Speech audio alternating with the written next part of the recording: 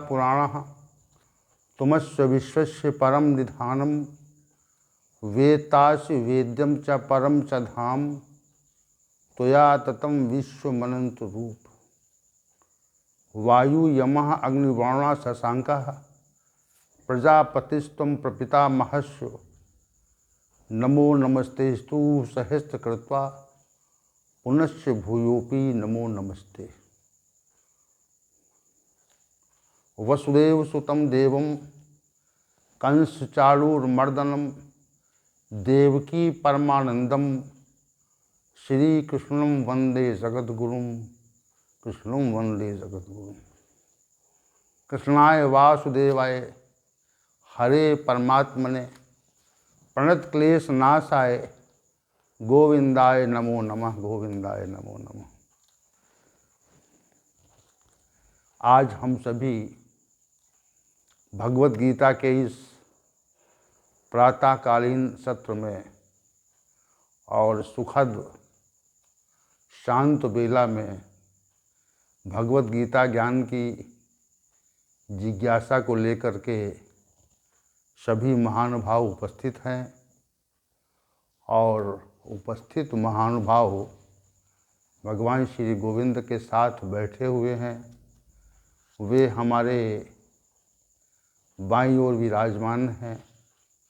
जो सत्ता समग्र विश्व का, समग्र ब्रह्मांड का उद्भव करती है और उसको स्थित रखती है, धारण पोषण करती है और उसके साथ रह करके ही मनुष्य सुखपूर्वक रह सकता है और जिसकी सानिध्यता में अनेक देवगण रहने की इच्छा करते हैं, ऐसे भगवान श्री गोविंद हमारे साथ विराजमान है। यह अत्यंत प्रसन्नता का विषय है। उनकी जो छवि है, उनका जो प्रभाव है, उनका जो वात्सल्य है, जो स्नेह है, हम सभी के साथ है और हम सभी उनके वात्सल्य और स्नेह को कोटि प्रणाम करते हैं। उनके अंदर एक अनुराग हम लोगों के प्रति है कि हम लोगों के साथ आते हैं प्रतिदिन।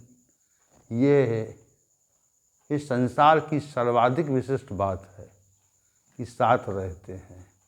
आइए चलते हैं श्री भगवान गोविंद के मुख से प्रस्फुटित भगवत गीता ज्ञान की इस चर्चा में आप सबको स्नान कराने के लिए आगे की गति की जाए। तो हम सब श्लोक संख्या 16, अध्याय संख्या 16, क्षमा करें, अध्याय संख्या 16 और श्लोक संख्या 2 पर विचार कर रहे हैं, जिसमें श्री भगवान ने ये कहा था, अहिंसा सत्यम क्रोधस त्यागः शांतिर्पैशुनम दया भूतेषु लोलुप्तुम मार्दवम हीरचापलम। हे अर्जुन, जो दैवी संपदा को प्राप्त मनुष्य हैं, उनके अंदर हिंसा का भाव नहीं रहता, सत्य का आचरण रहता है, क्रोध का पूरी तरह से त्याग हो जाता है, सांसारिक वस्तुओं के प्रति आसक्ति का अभाव होता है और ऐसे महानुभाव परम शांत रहते हैं। वे किसी की निंदा नहीं करते।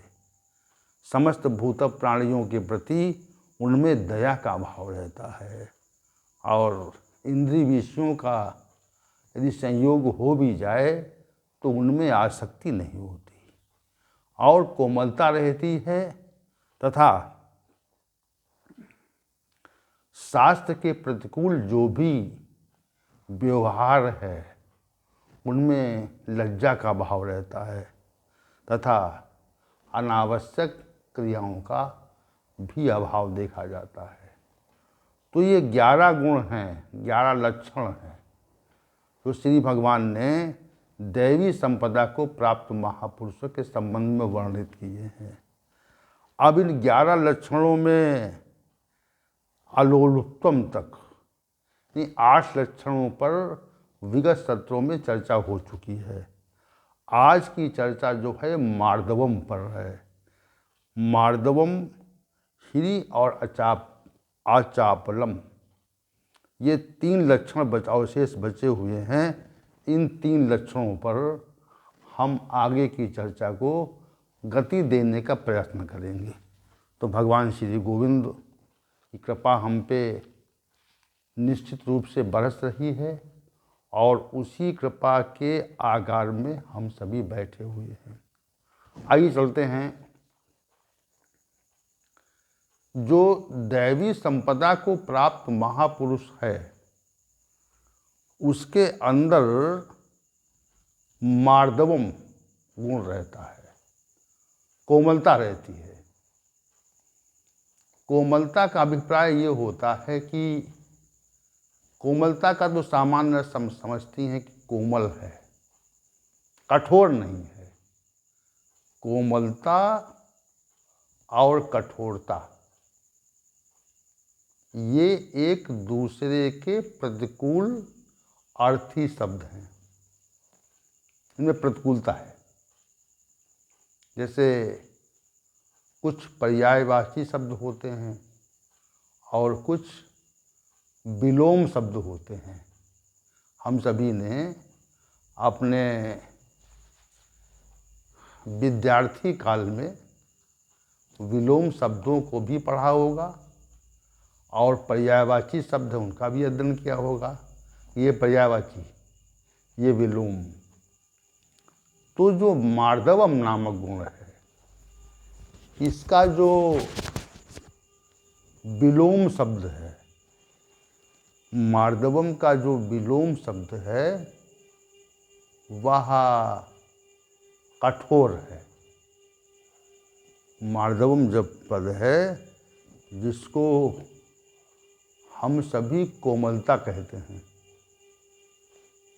तो यह कोमलता जो है ये कठोरता के प्रतिकूल है, कठोरता के प्रतिकूल है। अब हम सभी लोग कितने कठोर हैं और कितने कोमल हैं। तो कठोरता की बात जब आती है तो हमारा मन कितना कोमल है ये तथ्य हमको देखना पड़ता है कि हमारे अंदर कठोरता है कि नहीं है, कठोर भाव है कि नहीं है। तो इसमें अलग अलग तथ्य हैं। जैसे वाणी से किसी को अपशब्द कहना, ये वाणी की कठोरता है। शरीर और इंद्रियों से किसी के प्रति कठोर व्यवहार करना, ये जो है वह शरीर की कठोरता है। और मन में किसी के प्रति अहितकर भाव रखना, ये मन की कठोरता है। अलग अलग है ना, देखिए। तो मन की जो कठोरता है जिसका विनिश्चय बुद्धि से होता है वो प्रथम है, क्योंकि पहले मन में विचार आता है। मन में पहले विचार आता है और विचार आने के पश्चात हम वाणी से उसका प्रकटीकरण करते हैं और कुछ विचारों को वाणी से प्रकट न करके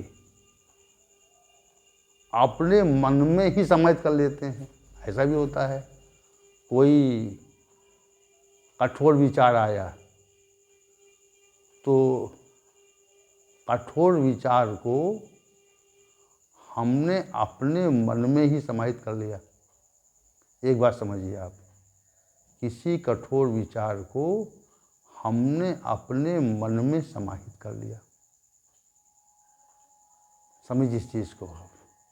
तो यदि किसी कठोर विचार को वाणी के द्वारा प्रकट नहीं किया जाता तो वो मन में रहता है।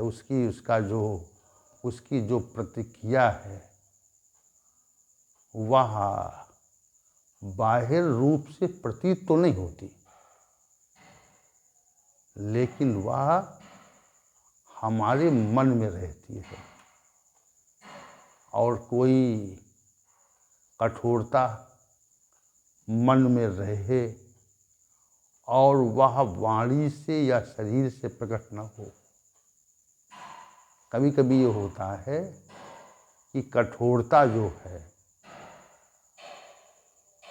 मन में जो कठोरता है वो रहती है, और मन में जो कठोरता रहती है वह वाणी के द्वारा प्रकट नहीं होती,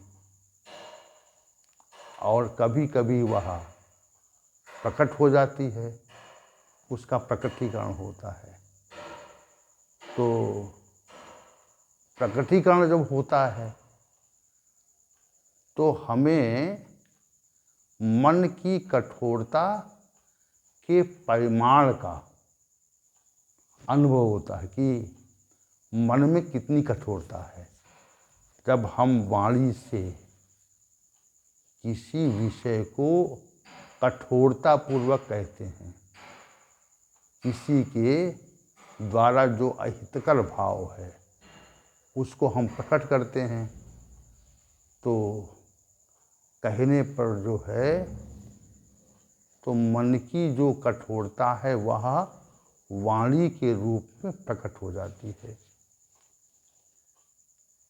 और वाणी में जो कठोरता प्रकट हो रही है, अपशब्द कहे जा रहे हैं, तो अपशब्दों की भी 3 श्रेणियां हैं।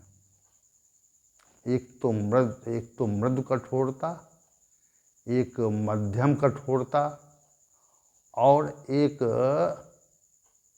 दृढ़ कठोरता, दीर्घ कठोरता। जैसे किसी को आपके संबंध में कुछ प्रतिकूल कहना है तो एक तो हम उस व्यक्ति को इन शब्दों में कहते हैं कि ऐसा उचित नहीं है, ऐसा आपको समय पे आना चाहिए, अमुक कार्य ठीक नहीं है, अमुक आपने किया वो उचित नहीं है, ऐसा नहीं करना चाहिए था। ऐसे जो मृदु शब्द हैं, मृदु भाषा है, उनसे हम व्यक्ति को ये आभास कराने का प्रयत्न करते हैं कि हमारे मन में आपके प्रति कठोरता है। दूसरी जो मध्यम श्रेणी की कठोरता होती है, उस कठोरता में हम व्यक्ति को चेतावनी देते हैं, चेतावनी का भाव रहता है। यदि आप समय पे नहीं आए तो आपके प्रतिकूल कार्रवाई होगी। आपने अगर अमुक कार्य नहीं किया तो आपको दंडित किया जाएगा।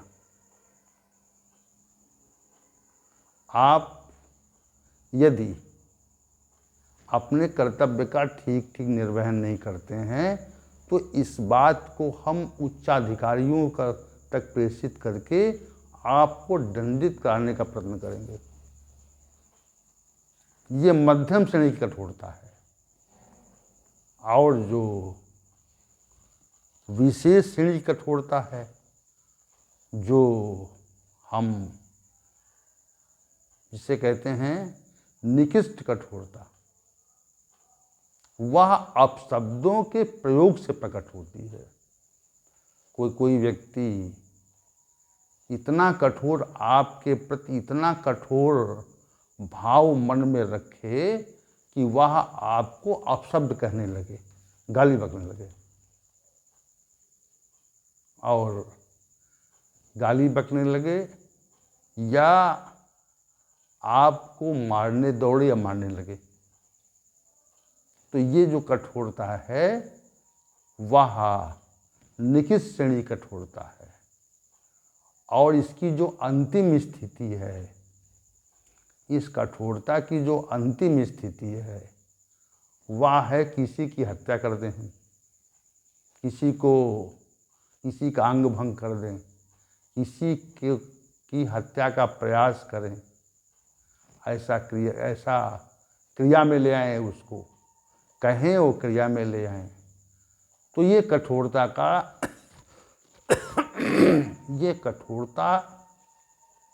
की चरम सीमा है। तो कठोरता की स्थितियां पृथक पृथक प्रकार की हैं। एक मृदु कठोरता, एक मध्यम कठोरता, एक निकृष्ट कठोरता और एक चरम स्थिति की कठोरता।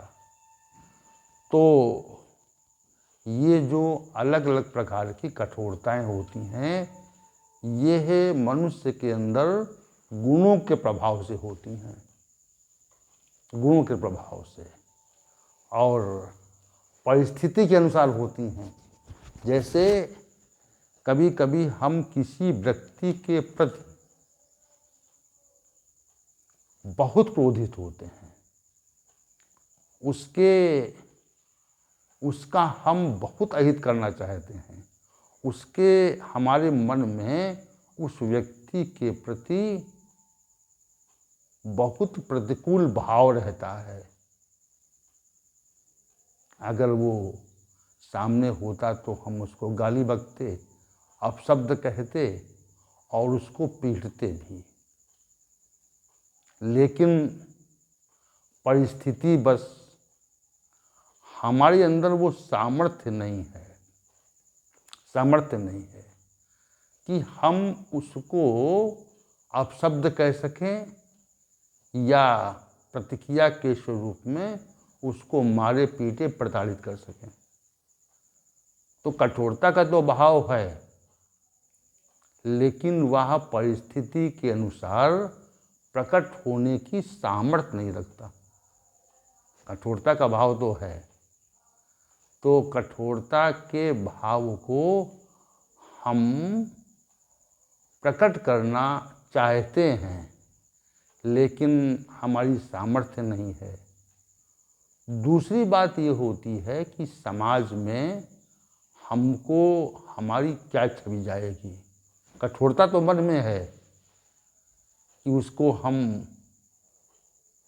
बृहद रूप से प्रताड़ित करें, कठोरता तो है, लेकिन अब समाज का भय है कि समाज में हम यदि उसको अपशब्द कहेंगे या उसको हम प्रताड़ित करेंगे, मारेंगे पीटेंगे, तो उसका जो प्रभाव है वह हमारी छवि पे पड़ेगा। उसका जो प्रभाव है वह हमारी छवि इससे विकृत होगी। तो इस भय से कि हमारी छवि जो विकृत होगी, इस भय से हम अपनी कठोरता को अपने मन में रखते हैं, उसको प्रकट नहीं कर पाते, क्योंकि हमारी उससे छवि प्रभावित होगी। तो कठोरता मन में रहती है उस समय और वो प्रकट नहीं होती। और कभी कभी कठोरता का भाव इतना अधिक विकृत स्वरूप ले लेता है कि वह हम उसे समाज में सबके सामने किसी व्यक्ति को अपमानित करते हैं, उसको मारने की चेष्टा करते हैं, उसके दुर्गुणों का व्याख्यान करते हैं और उसने हमारा क्या हित किया है, इस तथ्य को हम समाज में फैलाना चाहते हैं और उसका हम सामाजिक बहिष्कार करने की और कराने की चेष्टा करते हैं। तो उसके मूल में क्या है? उसके मूल में कठोरता का भाव है, मार्दवम का भाव नहीं है। अब ये भाव आते कैसे कैसे कैसे हैं? जैसे कोई तमोगुणी मनुष्य है जिसके अंदर तमोगुण की प्रधानता है,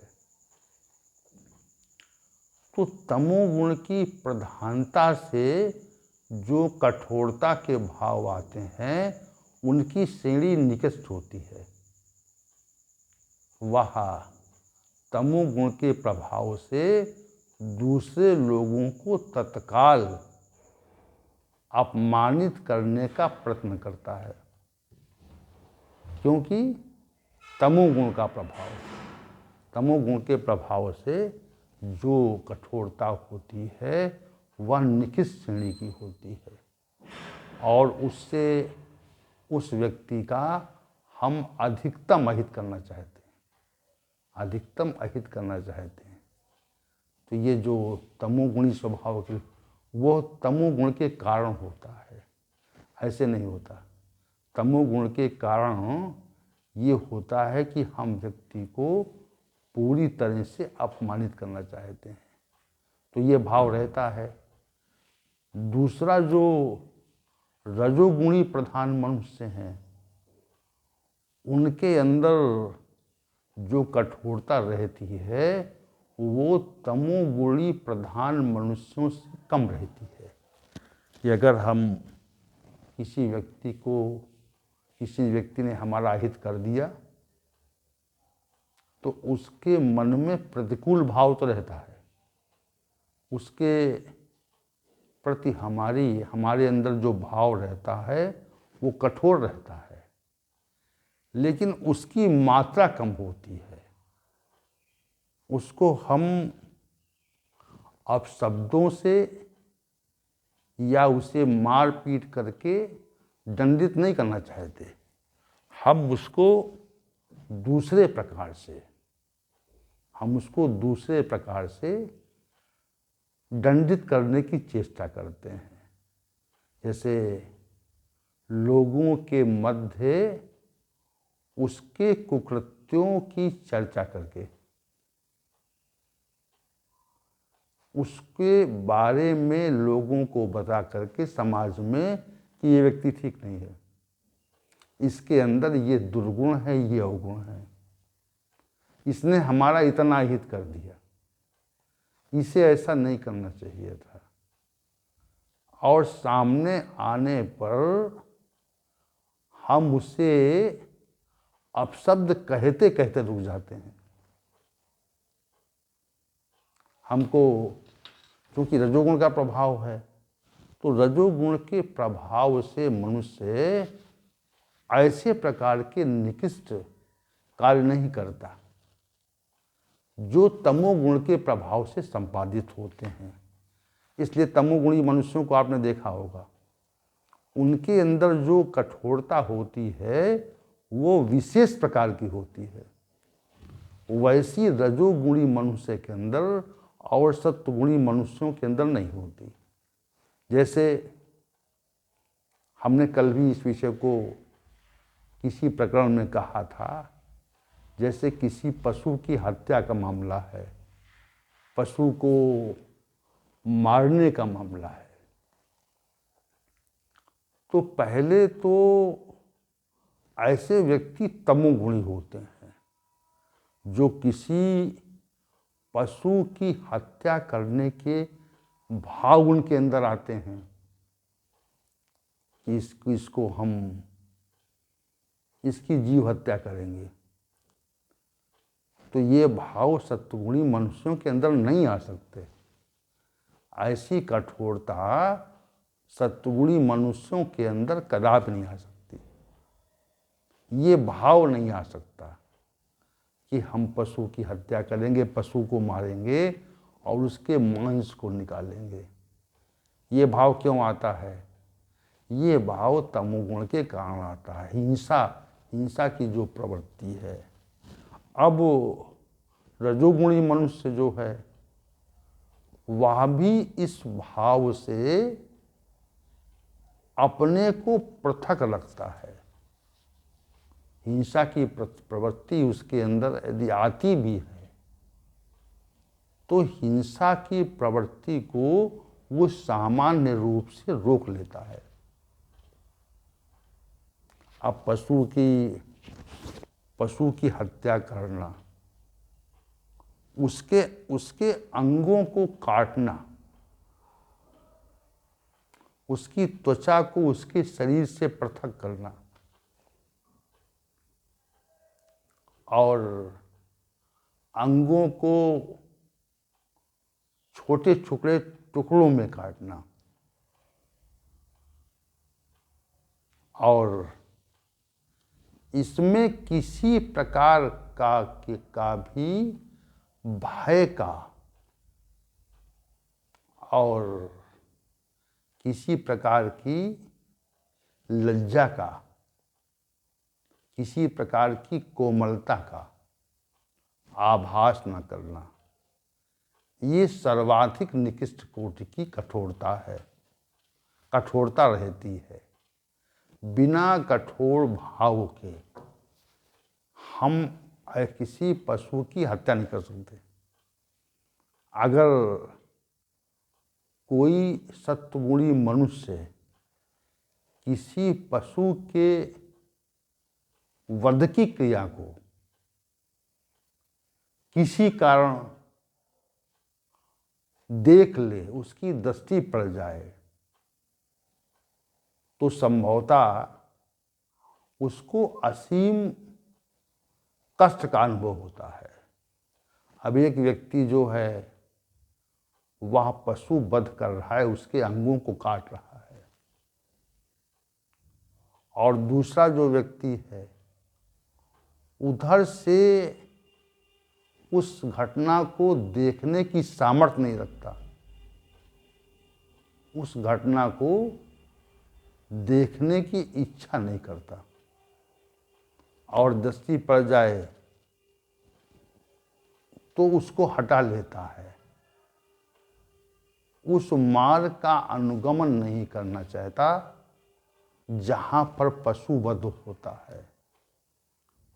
तो ये जो है निकृष्ट श्रेणी की कठोरता है, जो सामान्य पुरुषों में नहीं होती, सामान्य मनुष्यों का कृत्य नहीं है। यह जो आसुरी स्वभाव के लोग हैं, राक्षसी प्रकृति के लोग हैं, उन मनुष्यों के अंदर इस प्रकार की कठोरता रहती है। सामान्य मनुष्य के अंदर नहीं रह सकती वो। तो इस प्रकार की जो कठोरता है वो सर्वाधिक हिंसक प्रवृत्ति की कठोरता है। अब हम तो उस क्रिया को देख नहीं सकते, हम तो उसका अनुगमन नहीं कर सकते, क्योंकि ये जो क्रिया है वह शास्त्र के प्रतिकूल है और हमारे अंदर ऐसा स्वभाव नहीं है कि उस दृश्य को देखें। तो ऐसे कठोर भी लोग देखे जाते हैं संसार में। श्री भगवान ने जो मार्दवम पद कहा है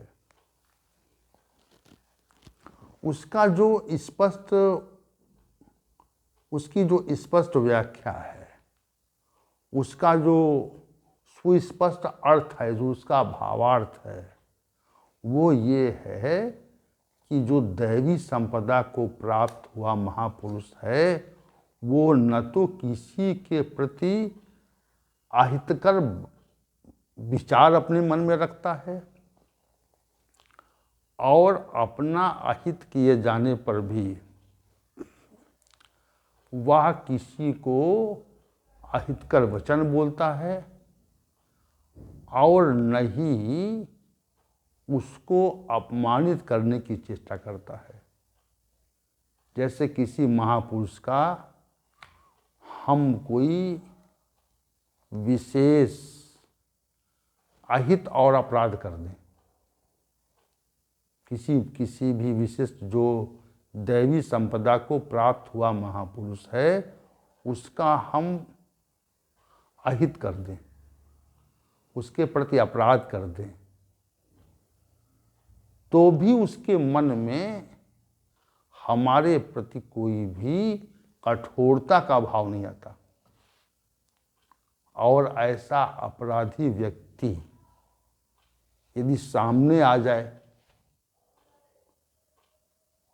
तो उसको हम अपशब्दों से कभी भी, हम उसके प्रति अपशब्दों का प्रयोग नहीं कर सकते। उसे मुस्कुरा करके ही शांत भाव से हम उससे व्यवहार करते हैं। क्या करते हैं? हम शांत भाव से व्यवहार करते हैं।